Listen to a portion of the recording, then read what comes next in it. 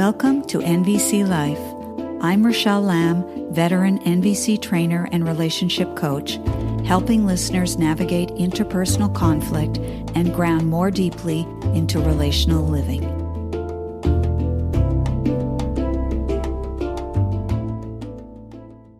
Greetings, fellow humans. Today I thought I'd explore judgments. Judgments are something that for many people who are learning about communication, relationships, connection, judging is seen as wrong, inherently wrong. And I want to explore this further with you and start with an article that was posted in the Sun magazine. This was in 2003. It's by Diane Killian, who is a fellow NVC trainer. The interview is with Marshall Rosenberg, and it's titled Beyond Good and Evil, Marshall Rosenberg on Creating a Nonviolent World. And in the article, Killian says to Rosenberg, "But you're not opposed to judgments." At which point, Rosenberg says, "I'm all for judgments. I don't think we could survive very long without them. We judge which foods will give us what our bodies need. We judge which actions are going to meet our needs. But I differentiate between life-serving judgments, which are about our needs, and moralistic judgments that imply rightness or wrongness." So let's explore that a little bit here, because it's so easy for us to believe that any judgments whatsoever are not ever to be used. And of course, we need to be able to judge what is in service of life, what is not in service of life, what is, another way of saying it, towards life, in balance with life, something like that. But when we become rigid in our judgment and simply resort to the language of "this is wrong," this is when we run into trouble with other people. Have you ever been in a situation where the way someone was telling you something, conveying information, giving you some feedback that was critical, we'll say, that was asking you to think about what you were doing, for instance? It's so easy for us to push back and say, "Hey, I hear you judging me." That's a judgment, which is not allowed. That's the understanding. You judging me is not allowed. There is a distinct difference between making a judgment that has that tonal quality of "you're a wrong, bad person" versus "here's some feedback that I hope, I trust would improve life for you and for me and for those in our midst." This is distinctly different. And I've been wondering what happens to us as humans when we're not able to tolerate another person giving us feedback. We've become so sensitive. We simply can't tolerate it. The invitation to think a bigger thought than the one that we have, or to approach something differently, seems to be offensive, not allowed, reason for canceling a person. I think this is something that is happening and weakening us as human beings. To be able to use our mind to discern what is in alignment with life and what isn't is crucial for us. It's crucial to the survival of our species, and I dare say we haven't been doing a very good job at that. I don't know how often, let's say in the retail or production business, producers are asking the question, is this something that the world needs? Not humans, not only humans, but the whole entire world. Does this contribute to life? Does it contribute to future generations? Is it necessary to our overall general well-being? Because when you've got profit margins and investors involved, it typically boils down to what serves the investor, not what serves life. But to ask the bigger questions of what is in service to life, when we lose that capacity for that quality of discernment, I think we're all in deep trouble. So I want to come back to this piece around judgment. And I would say that one of the things I have noted, and I encourage people to take note of, is when someone is saying something that we're struggling with, is it the judgment itself, or is it the stance that the person is taking?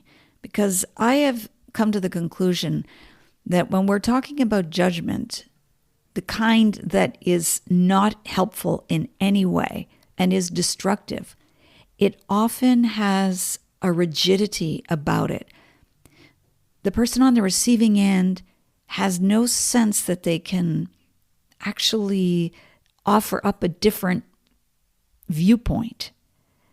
And that's problematic. For me, that's more of an intolerance for other possibilities. That's when judgment becomes problematic. That's the kind that we're trying to soften so that we can, in fact, appreciate that there are other perspectives on certain issues. Let's look at an example. I can't believe how selfish you are. You never think about anyone else. You don't think about me. You only care about me if you're getting something that you want. That's really the way you are. The only time I ever hear from you is if you want something. So you're just incredibly selfish. You're a narcissist. There's just no hope. Just no hope. So I want you to hear in how I'm speaking that there's a certain tone, and I'm quite uptight. There's a rigidity. I remember once Marshall saying, if you call someone selfish, don't ever expect them to enjoy giving to you. Okay, now what if I were to approach that in a different way? I will still probably have some judgment about them. There's something that the person is doing or saying that I'm not enjoying. I don't perceive them as being contributing to my well-being or the well-being of others, perhaps. But I could approach it much differently. And it's useful to check with my body, check with my breath, and just see how I am. Am I tight? Or am I softer? Can I relax? Can I take a deep breath and then take an exhale? And when I enter the conversation, I want to have some references of what it is I'm talking about. So let's say that I haven't heard from this particular person for perhaps 2 months, and they do call me up and they're asking for money. Maybe it's a family member or a close friend. And I've become tired of this. I'm not happy anymore. I don't have a sense of being in a reciprocal or equal relationship. I can say to that person, I'm really struggling with what you're asking from me right now. I hear that you're really wanting some financial support from me. You're hoping I'll give it to you. And I'm noticing I'm shutting down. I'm feeling suspicious, also feeling hurt, because I have a need to know that I matter to you beyond what I can do for you. And I'm just not getting a clear sense of that right now. I'm wondering if you can help me out and tell me what you're hearing me say. Now, I want to say here that just because I say it that way doesn't automatically mean that the other person is going to engage at the same level that I'm attempting to engage with them at. But the thing I try to aim for is that I will retain my humanity in the face of challenging conversations. What the other person does will be their business, but I am trying to feed the conversation in a manner where it's more likely that the two of us can actually hear each other. Just because somebody asks us for something doesn't mean we're obligated to give it to them. Remember, there's a lot of people on the planet, and we are not the only resource available to a person. But what I'm wanting to point out here is that this person could easily interpret how we're responding in both cases as being judgmental. They would be correct to a certain degree, because yes, we are employing our thinking processes, we are assessing, determining, judging whether or not something that is being asked of us in this particular case is something we want to engage in, whether or not it meets our needs to contribute to life. Perhaps it does fulfill someone's needs for financial support, but financial support for what? What is it that their life is about? Do we see it as something that is fulfilling life, caring for life? And these are big questions. It's hard to answer them definitively because what we believe is best for another person might not be what they believe is best for them. And where a person is in their development, whether or not they have the level of maturity to recognize that we don't always get what we want. We do not always get what we want. In fact, many times we don't even get what we need. But can we still retain our humanity in the face of not getting what we want and what we ultimately need? We can still be a human being, caring, generous, engaged, and not carry the rigidity, the sense of certainty that things must go a certain way in order for them to be acceptable to us.